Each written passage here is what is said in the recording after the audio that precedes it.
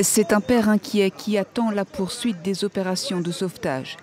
Son fils de 22 ans fait partie des 41 ouvriers pris au piège depuis 2 semaines dans l'effondrement d'un long tunnel en construction dans l'état himalayen de l'Uttarakhand, au nord-est de l'Inde.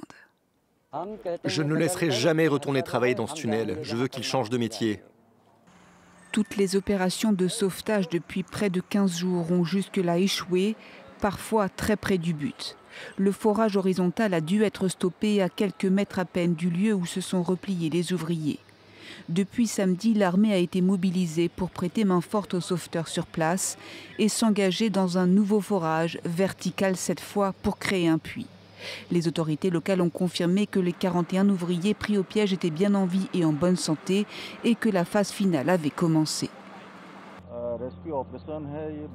Cette opération de sauvetage se déroule dans des conditions difficiles.